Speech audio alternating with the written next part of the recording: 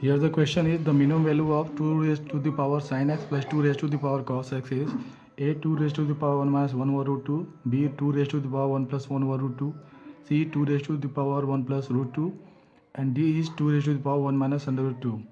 तो इस क्वेश्चन को हम लोग तीन डिफरेंट तरीके से सॉल्व करेंगे. First is the graphical analysis, second is the application of derivative and third is the am is greater than or equal to gm, that is arithmetic mean is greater than or equal to geometric mean.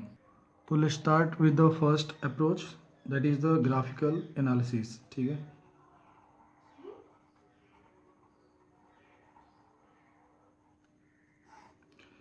तो graphical analysis में हमारे पास expression दिया हुआ है f of x equal to 2 raise to the power sine x plus 2 raise to the power cos x. अब यहाँ पे x belongs to r by default हम ले रहे हैं यहाँ पे, लेकिन यहाँ पे एक चीज़ ऑब्जर्व करें यहाँ पे कि जो साइन x है कॉस x है, यहाँ पे दोनों पीरियोडिक फंक्शन है विद पीरियड 2 पाई. तो इस पूरे फंक्शन का पीरियड क्या होगा 2 पाई. तो अपने एनालिसिस को हम लोग रिस्ट्रिक्ट कर सकते हैं x बिलोंग्स टू केवल 0 से 2 पाई के इंटरवल में. ठीक है. अब इस फंक्शन को देखा जाए एक्सप्रेशन को, तो इसमें तीन बेसिक एलिमेंट्री फंक्शंस हैं. पहला है 2 टू द पावर x है, दूसरा साइन x है और तीसरा क्या है कॉस एक्स है यहाँ पे. ठीक है. तो इसको एनालिसिस करने के लिए तीनों के ग्राफ को पहले हम ड्रॉ कर ले रहे हैं. तो here we have the graph of 2 the power 2 raise to the power x, exponential function हो गया, that is here x and y, here it is 1 origin and 2 raise to the power x का ये graph हो गया. Next हम इसमें draw कर रहे हैं साइन एक्स और कॉस एक्स का.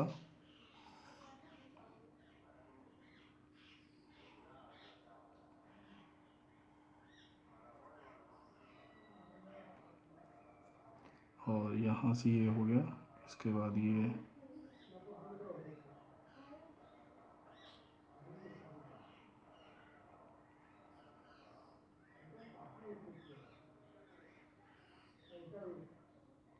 ठीक है. तो ये हो गया हमारे पास, दिस इज़ यहाँ पर ये हो गया दिस इज़ पाई और ये हो गया दिस इज़ 2 पाई और ये हमारे पास दिस इज़ 1 और this is here we have -1, ये x and this is y. तो ये ग्राफ हो गया दिस इज़ साइन x और ये ग्राफ हो गया हमारे पास दिस इज़ कॉस x. और यहाँ पे पूरे फंक्शन के एक्सप्रेशन का हम इनर मैक्सिमम चेक करना है यहाँ पे. तो पहले हम जो बेसिक फंक्शन बन रहे हैं यहाँ पे उनके मिनिमम मैक्सिमम की बात कर ले रहे हैं. तो 2 raise to the power x, इसका ग्राफ क्या है स्ट्रिक्टली इंक्रीजिंग है यहाँ पे. ठीक है. तो किसी भी इंटरवल में अगर 2 raise to the power x का अगर मिनिमम मैक्सिमम चाहिए हमें, तो एक्स का मिनिमम पे हमें इसका मिनिमम मिलेगा और एक्स के मैक्सिमम पे हमें क्या मिलेगा इसका मैक्सिमम. जैसे कि यहाँ पर ये अगर हम इंटरवल ले रहे हैं यहाँ पे, तो ये x1 अगर लेते हैं यहाँ पे और ये x2 लेते हैं यहाँ पे, तो इस इंटरवल में जो आउटपुट आ रहा है हमारे पास वो मिनिमम कहाँ पे आ रहा है, मिनिमम मिल रहा है लिस्ट x पे और मैक्सिमम कहाँ मिल रहा है मैक्सिमम x पे. ठीक है. तो यहाँ से हम ये कह सकते हैं कि इसका जो मिनिमम मैक्सिमम होगा वो साइन x के मिनिमम पे इसका मिनिमम मिलेगा और साइन x की मैक्सिमम वैल्यू पे क्या मिलेगा इसका मैक्सिमम मिलेगा. ठीक है. और यही केस यहाँ के लिए भी है. तो अब हम ये कह सकते हैं यहाँ से कि 2 raise to the power sine x, इसकी जो मैक्सिमम वैल्यू होगी वो क्या हो सकती है, साइन एक्स का मैक्सिमम कितना होता है 1, तो 2 रेज टू द पावर 1 हो गया. और इसकी मिनिमम वैल्यू क्या होगी इसका मिनिमम पे, that is 2 raise to the power -1. Similar में दूसरे पार्ट के लिए भी कह सकते हैं 2 raise to the power -1 less than और equal to 2 raise to the power cos x less than और equal to 2 raise to the power 1. अब इन दोनों का कंबाइंड का मिनिमम मैक्सिमम की अगर इससे बात की जाए तो हम यहाँ से कह सकते हैं 2 raise to the power sine x plus 2 raise to the power cos x. ठीक है. तो इसका जो कंबाइंड इसका मिनिमम मैक्सिमम की बात की जाए तो इन दोनों का मैक्सिमम को ऐड करके इसके हम अपर बाउंड को फाइंड आउट कर सकते हैं. तो ये क्या हो जाएगा 2 + 2 हो गया और लोअर बाउंड क्या हो जाएगा 1/2 और ये भी क्या है 1/2. तो 1/2 + 1/2.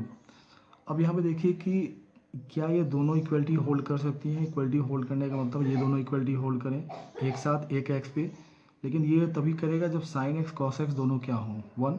तो साइन एक्स अगर जब 1 हो रहा है तो उस टाइम पे कॉस एक्स क्या हो रहा है 0 1 पे 0, तो ये नहीं हो सकता है। सिमिलरली लोअर बाउंड दोनों का सम ये इक्वलिटी होल्ड तभी करेगा जब ये दोनों क्या हो जाए, ये इक्वलिटी होल्ड करें। उस केस में क्या होगा, साइन एक्स कॉस एक्स दोनों -1, लेकिन जब साइन एक्स -1 हो रहा है तो कॉस एक्स 0, कॉस एक्स जब -1 होना है तो साइन एक्स क्या हो रहा है 0, तो ये भी इक्वलिटी होल्ड नहीं करेगा। इसका मतलब है कि 2 sign x plus 2 cos x की अपर बाउंड होगा यहाँ पे 4 एंड ग्रेटर देन यहाँ पे दिस इज 1। ठीक है, तो एक ये बाउंडेशन हमारे पास आ गया कि क्या हो सकता है। इसके बेसिस पे अगर हम ऑप्शन को अगर चेक करें यहाँ पे, तो यहाँ पर हमारे पास सभी का कह सकते हैं कि 2 का जो एक्सपोनेंट है यहाँ पे पॉजिटिव पॉजिटिव पॉजिटिव, और यहाँ पे क्या हो रहा है नेगेटिव। इसका मतलब है कि इसकी वैल्यू क्या हो गई, 1 से कम हो गई। तो मिनिमम वैल्यू ये तो नहीं हो सकता, क्योंकि जो हमने अभी सॉल्व किया यहाँ पे lower bound is greater than 1 and less than 4, तो इसका मतलब है कि यहाँ पर ये ऑप्शन नहीं हो सकता क्योंकि सिंगल करेक्ट है ये। ठीक है, फर्दर एनालिसिस करते हैं इसका। अब यहाँ साइन एक्स कॉस के ग्राफ में आते हैं यहाँ पे। अब इससे फर्दर इसको और नैरो डाउन करना है हमें।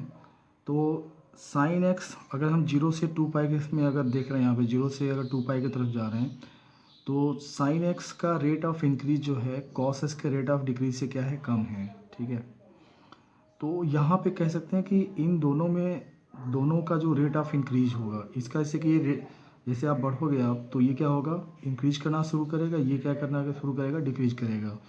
अब चूंकि साइन एक्स का rate of increase cos x यहाँ पे क्या हो रहा है, इसका रेट ऑफ डिक्रीज पॉइंट पे क्या है, 0 है, और इसका रेट ऑफ इंक्रीज इस पॉइंट पे क्या है, 1 है। ठीक है, क्योंकि साइन एक्स का डेरिवेटिव क्या होता है, कॉस एक्स, और कॉस एक्स का डेरिवेटिव क्या होता है, माइनस साइन एक्स। ठीक है, तो यहाँ से हम ये कह सकते हैं कि इससे जस्ट जैसे ही आप बढ़ोगे तो इसका जो रेट ऑफ इंक्रीज है, ठीक है, वो अपवर्ड जाएगा। यानी कि ग्राफ क्या होगा, इस पॉइंट से, जैसे कि इस पॉइंट पे आप चेक करोगे तो वैल्यू कितनी आएगी, साइन एक्स कितना हो रहा है 0, कॉस एक्स कितना हो रहा है 1, यानी कि इस पॉइंट पे इसके ग्राफ की अगर बात की जाए तो ये कह सकते हैं कि यहाँ से फिर ये 3, अगर 3 इसको लेते हैं तो यहाँ से ग्राफ क्या होगा, ऊपर की तरफ जाना शुरू करेगा। ठीक है, अब दूसरी चीज़ ये है कि यहाँ पे इस पॉइंट पे फिर से वैल्यू स्विच कर गई, साइन एक्स 0 था 1 था, अब ये 1 हो गया, अब ये 0 हो गया। तो इसका मतलब है कि इस पॉइंट पे भी ग्राफ क्या होगा, यहाँ पॉइंट पे होगा। अब यहाँ से इंक्रीज कर रहा है तो कॉन्टिन्यूस है यहाँ, तो कह सकते हैं ग्राफ कुछ ऐसे जा करके ऐसे होगा, और बीच में मिड पॉइंट पे चूँकि साइन एक्स कॉस जिस तरह से ग्राफ है यहाँ पे सिमेट्रिकल है ये, तो ये मिड पॉइंट पे जाके पीक किया होगा, उसके बाद फिर ये इस वैल्यू पे आया। अब इसके बाद फर्दर इसके आगे आप इधर जाएंगे तो साइन एक्स भी डिक्रीज कर रहा है, कॉस एक्स भी डिक्रीज कर रहा है, यानी कि जो डिक्रीजिंग टेंडेंसी है वो लगातार डिक्रीज करेगा। ठीक है, डिक्रीज करेगा, और ये कब तक जाएगा, अब यहाँ पे ये वाला जो ग्राफ है ये भी आप देख सकते हो कि इसी की तरह का है। ठीक है, लेकिन निगेटिव साइड में है, तो इसका मतलब है कि लोवेस्ट कहाँ पे आएगा, इस पॉइंट पे यहाँ पे आएगा, तो ये डिक्रीज करता हुआ आएगा यहाँ तक। ठीक है, और ये यहाँ तक आने के बाद फिर क्या करेगा, फिर से इस पॉइंट पे आने के बाद फिर इंक्रीज कर जाएगा, और फिर इस तरह से ऑसिलेट करेगा। ठीक है, ये तो हो गया to the power sine x plus to the power cos x raise to the power cos x का ग्राफ के बारे में बात हो गई। तो मिनिमम के बारे में बात हो रही है यहाँ पे। तो यहाँ पे एक चीज़ आप और ऑब्जर्व कर सकते हो कि इसका जब मिनिमम यहाँ पे आ रहा है, अब मिनिमम के लिए क्यों हो रहा है, इसका एक दूसरा ऑब्जर्वेशन में देख सकते हो कि यहाँ पे साइन एक्स कॉस एक्स क्या है, दोनों के दोनों निगेटिव हैं। इसके अलावा कोई भी इंटरवल लीजिए आप, 0 से π/2 दोनों पॉजिटिव, इसमें पॉजिटिव निगेटिव हैं, इसमें भी पॉजिटिव निगेटिव, इनमें दोनों निगेटिव हैं। तो अब ये हो सकता है क्या इन दो निगेटिव में ही मिनिमम आएगा, यहाँ भी आ सकता है। ठीक है, तो इसमें अगर आप चेक करो कि इस पॉइंट के अबाउट जैसे आप इधर जाओगे कॉस एक्स डिक्रीज कर रहा है, इधर भी जाओगे तो कॉस एक्स डिक्रीज कर रहा है, लेकिन इधर क्या हो रहा है, साइन एक्स डिक्रीज कर रहा है राइट साइड में, और इधर क्या हो रहा है, इंक्रीज कर रहा है। जिसका मतलब है कि इस पॉइंट के इधर जाओगे आप तो इधर वैल्यू इससे डिक्रीज ही करेगा, इधर जाओगे तो इंक्रीज करेगा। कॉस एक्स में दोनों में सेम बिहेवियर है, साइन एक्स का इधर डिक्रीज करते हैं, यानी कि इस डिक्रीज कर रहा है तो फर्दर और डिक्रीज कर रहा है, जो कि यहाँ से जो एक अप्रोक्सीमेट हमने ग्राफ समझा वो यहाँ से आ रहा है। तो यहाँ से कह सकते हैं कि सिमेट्री से जो मिनिमम मिलेगा वो पाई और 3π/2 के मिड पॉइंट पर ही मिलेगा। ठीक है, तो यहाँ से हमारे पास जब इतना एनालिसिस हमने कर लिया यहाँ पे, तब ये साइन एक्स कॉस एक्स दोनों अगर निगेटिव हैं तो ये कह सकते हैं हम कि minimum of two the power sine x plus 2 cos x के अगर मिनिमम की अगर हम बात कर रहे हैं तो this will be less than two raised to power क्या होगा 0, इससे निगेटिव है तो इसका मतलब 1 + 1 = 2। ठीक है, तो 1 + 1 = 2 है। इसका मतलब है कि यहाँ पे ऑप्शन देखिए तो इसमें बी और सी ऑप्शन इनका जो एक्सपोनेंट है यहाँ पे 1 से ज़्यादा है, यानी कि दोनों 2 से ज़्यादा हैं। और यहाँ पे केवल ए है जिसका कि एक्सपोनेंट की वैल्यू जो है वो 1 से कम है। ठीक है, यानी कि वैल्यू 2 से कम हो रही है। तो इसका मतलब है कि ये ऑप्शन नहीं हो सकता है और ये भी ऑप्शन नहीं हो सकता है। Only correct option is this. और जो हमने यहाँ पे एनालिसिस करके समझा था कि मिनिमम वैल्यू कहाँ पे मिलेगा, पाई और 3π/2 के बीच में मिड पॉइंट पे, दैट इज 3π/4, सॉरी 3π/4 नहीं होगा, दिस विल बी पाई + π/4 यानी कि 5π/4। तो 5π/4 पे यहाँ पे देखिए तो साइन एक्स और कॉस एक्स दोनों क्या हैं, -1/√2 देंगे यहाँ पे, नेगेटिव हैं, और क्या देगा -1/√2। तो ये हो जाएगा एफ ऑफ एक्स मिनिमम की जो वैल्यू हो जाएगी 2⁻⁻1/√2 + 2⁻−1/√2। This is equal to 2 × 2⁻1 - 1/√2, that is equal to, sorry ये तो गलत लिख दिया हमने, ये 1 नहीं रहेगा यहाँ पे। ठीक है, तो ये अब जब मल्टीप्लाई करेंगे 2⁻1 - 1/√2। ठीक है, तो ये हो गया हमारे पास, दिस इज द आंसर। अब सेकेंड मेथड की तरफ आते हैं, that is the application of derivative. Application of derivative.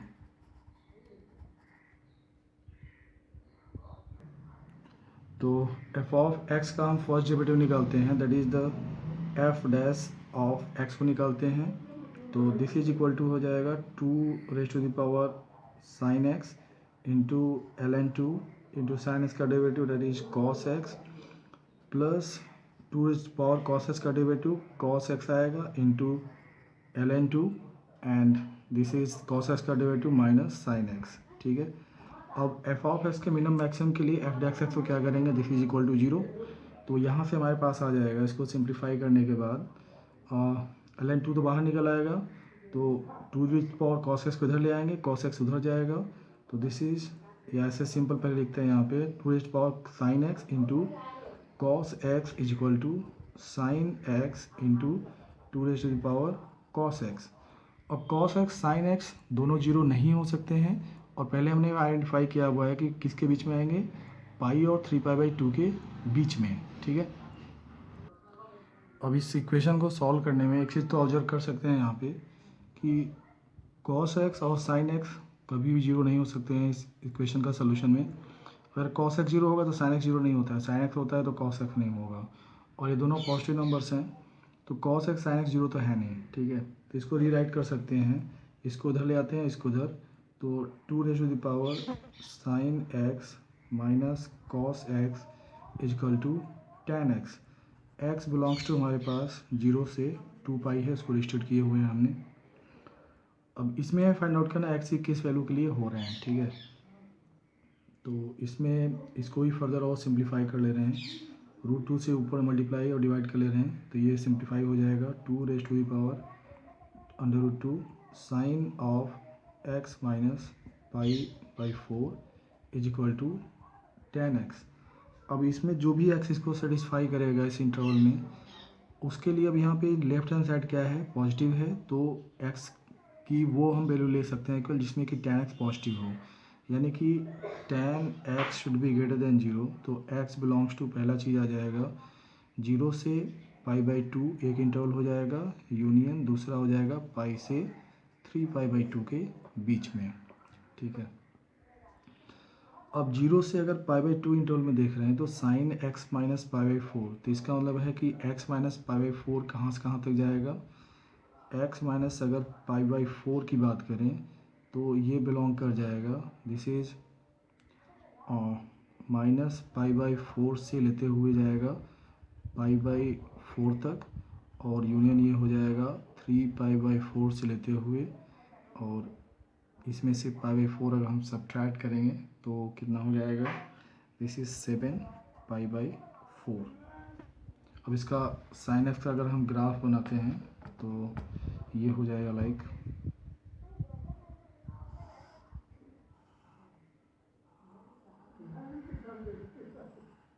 ठीक है, तो यहाँ पर एक और बना लेते हैं यहाँ पे। तो यहाँ पे ये -π/4 से, दिस इज -π/4 से ये +π/4 हम दे रहे हैं, ठीक है। तो इसमें लगातार स्ट्रिक्टली इंक्रीज कर रहा है ये √2 sin x -π/4 और 3π/4 से 7π/4, तो π/2, और यानी कि यहाँ पर ये हो गया दिस इज 3π/4 और ये यहाँ तक जाओगे तो 7π/4, ठीक है। तो इसका मतलब है कि √2 sin x -π/4 √2 sin x -π/4 की अगर बात करें तो इसमें -π/4 यानी कि -1/√2 हो रहा है साइन की वैल्यू, यानी कि √2, यानी कि -1 से इंक्रीज करके पहुंच रहा है 1 में, और इस इंटरवल में क्या हो रहा है 3π/4 से यहाँ, तो यानी कि 1 से ये डिक्रीज करके पहुंच रहा है -1 में, ठीक है। जैसे हम 3/4 से इधर जा रहे हैं। अब tan x के ग्राफ को ड्रॉ करते हैं और इसके दोनों के ग्राफ को ड्रॉ करेंगे। तो पहला हमारे पास tan x का ग्राफ ड्रॉ करते हैं। तो ये हो गया हमारे पास π/2, फिर नेक्स्ट π/2, फिर नेक्स्ट π/2, फिर नेक्स्ट यहाँ पर π/2। तो ये ग्राफ tan x का इधर हो गया, यहाँ से फिर इस तरीके से, और उसके बाद फिर ये इस तरीके से। तो हमें केवल इस इंटरवल में ध्यान देना है, ठीक है, इस इंटरवल में और इस इंटरवल में, ठीक है। अब देखिए यहाँ पर -π/4 से π/4 की बात हो रही है, यानी कि जब 0 से हम π/2 जा रहे हैं तो ये वैल्यू क्या हो रहा है -1 से 1 जा रहा है। इसका मतलब अगर हम 2 इसकी बात करें तो ये वैल्यू कहाँ से कहाँ जा रहा है, 2 से 2 पे जा रहे हैं कि 1/2 से ये कहाँ जा रहा है 2 की तरफ, यानी कि ये अगर हमारे पास 1/2 है और ये अगर यहाँ पे 2 है तो ये ग्राफ क्या हो रहा है यहाँ से इस तरह से जा रहा है। अब इंक्रीजिंग किस तरह से है, कॉन्केव अप कॉन्केव डाउन, उससे मतलब नहीं है अभी। तो ये लगातार स्ट्रिक्टली इंक्रीज कर रहा है, ठीक है। और जब हम इसमें पाई से 3π/2 में जा रहे हैं तो 2 दिस करेंगे तो इसका मतलब है कब क्या 2 से ये कहाँ जा रहा है 2 है कि 2 से 1/2 डिक्रीज कर रहा है, यानी कि यहाँ से ये वैल्यू क्या हो रहा है, यहाँ से ये डिक्रीज करके इधर आ रहा है, ठीक है। तो दो हमारे पास कह सकते हैं कि ये भी स्ट्रिक्टली इंक्रीजिंग है, ये भी स्ट्रिक्टली इंक्रीजिंग है, लेकिन ये यहाँ पे मीट कर रहा है, ये लगातार ऊपर जा रहा है।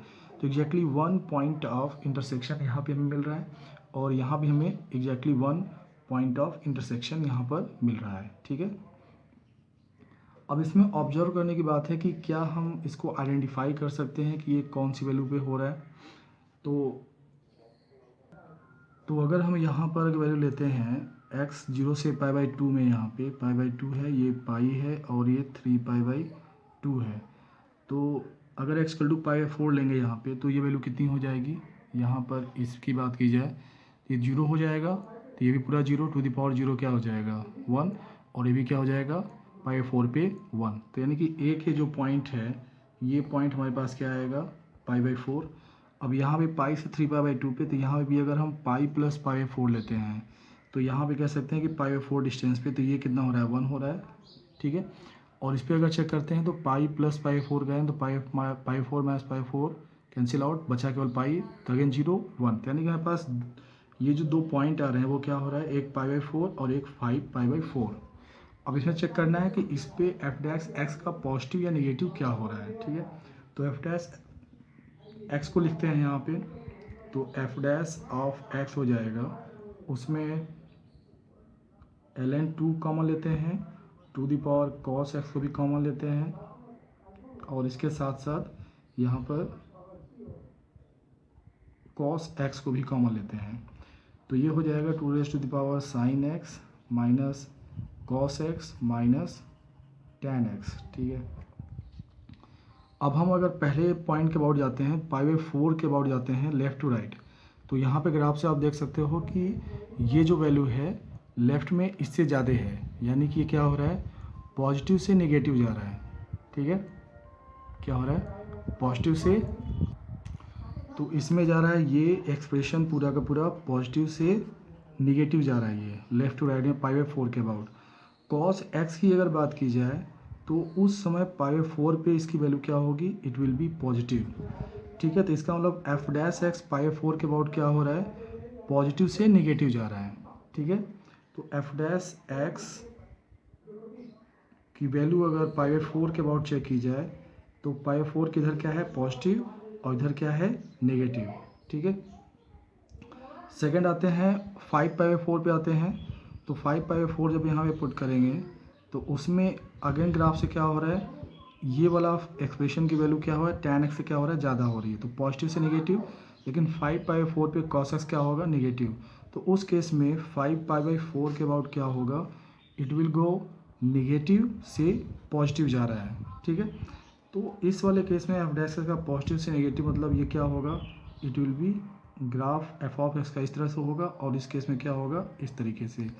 तो π/4 पे हमें क्या मिलेगा f(x) का मैक्सिमम और 5π/4 पे हमें क्या मिलेगा f(x) का मिनिमम वैल्यू मिलेगा। तो उसको अगर हम निकालेंगे तो f(x) मैक्स क्या हो जाएगा 2/1/√2 प्लस 2/1/√2, ठीक है। So this is equal to हो जाएगा 2 × 2 1 + 1/√2 हो जाएगा। और f(x) मिनिमम की बात करेंगे तो 2/1/-1/√2 5π/4 पे प्लस 2/-1/√2, तो ये वैल्यू हो जाएगी दिस इज इक्वल टू 2/1-1/√2। तो दिस इज द आंसर। अब थर्ड अप्रोच की तरफ आते हैं, that is the AM is greater than और इक्वल टू GM, ठीक है। तो यहाँ पे हमें मालूम है कि 2⁻sin x and 2⁻cos x दोनों क्या हैं पॉजिटिव नंबर्स हैं ये, ठीक है। जो भी sin x होगा हमेशा क्या होगा पॉजिटिव नंबर्स। और पूछा क्या गया है हमें इस एक्सप्रेशन का मिनिमम पूछा गया है, ठीक है। तो ये क्लू है हमारे पास कि इस इनइक्वलिटी को हम इस्तेमाल कर सकते हैं। तो जब हम इसे अप्लाई करेंगे यहाँ पे तो this arithmetic of mean of these two numbers is greater than और equal to 2⁻sin x into 2⁻cos x over 1/2। तो this implies 2⁻sin x plus 2⁻cos x is greater than और equal to 2 times of 2/1/2 sin x plus cos x, ठीक है। तो इसका कहने का मतलब है कि किसी भी x जो भी आप ले रहे हो उस पे इस एक्सप्रेशन की वैल्यू जो होगी वो इस एक्सप्रेशन की वैल्यू के इक्वल या उससे ज़्यादा होगा। या दूसरे वर्ड में यहाँ पे कह सकते हो कि इसका जो ग्राफ का कोई भी पॉइंट इसके ग्राफ से नीचे नहीं होगा, ठीक है।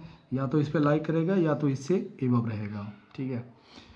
अब यहाँ पे इस एक्सप्रेशन का अब हमें अगर मिनिमम निकालना है तो इसको मिनिमम से निकाल सकते हैं, क्योंकि ये एक्सप्रेशन का ये हमारे लिए इजी टास्क है इसका मिनिमम निकालने के लिए। तो इसको हम लिख सकते हैं दिस इज इक्वल टू हो जाएगा 2 × 2/1/2, इसको लिख सकते हो आप √2 times of sine of x plus π/4, ठीक है।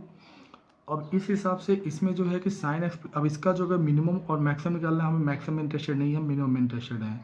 तो इसका जो मिनिमम होगा उसी पे पूरे एक्सप्रेशन का मिनिमम मिल जाएगा। अब इसका मिनिमम कितना होगा, साइन की मिनिमम की वैल्यू कितनी होती है -1, तो ये वैल्यू हो जाएगी दिस इज ग्रेटर देन और equal to 2 × 2/1/2 √2 × -1। So this is equal to हो जाएगा 2 over this is 2 times of 2/-1/√2 और इक्वल टू हो जाएगा 2/1-1/√2। अब इसमें थोड़ा सा हमें इसमें क्वेश्चन देना पड़ेगा, ध्यान देना पड़ेगा कि हमने ये जो नंबर निकाला है, ठीक है, वो इस एक्सप्रेशन का लीस्ट वैल्यू है, ठीक है, जो कि अचीव हो रहा है जहाँ पे sin x प्लस π/4 -1 हो रहा है, ठीक है। जैसे कि हम इसमें ले सकते हैं -π/2 -π/4 यानी कि -3π/4 अगर लेते हैं तो हमें ये वैल्यू मिल जाएगी। लेकिन ये इस एक्सप्रेशन का मिनिमम है, ये ऑटोमेटिकली इसका नहीं हो जाएगा। इसका होने के लिए हमें तभी हो पाएगा जब ये दोनों इक्वलिटी सेम x पे होल्ड करें, ठीक है। तो अब इसमें चेक करते हैं कि क्या जिस पे ये मिनिमम हो रहा है दोनों इक्वलिटी के लिए सेम x हो रहा है कि नहीं, दोनों इक्वलिटी कंडीशन सेम टाइम पे होल्ड करेंगे नहीं। अब ये इक्वलिटी होल्ड करने के लिए क्या कंडीशन है कि 2⁻sin x should be equal to 2⁻cos x, ठीक है। दिस इम्प्लाइज sin x की जो वैल्यू है should be equal to cos x होनी चाहिए, ठीक है, तभी ये वाली इक्वलिटी होल्ड करेगा।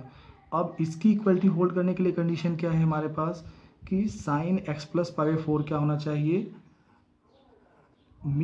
Sign of x plus pi by 4 इसकी वैल्यू क्या होनी चाहिए, this should be equal to -1, ठीक है।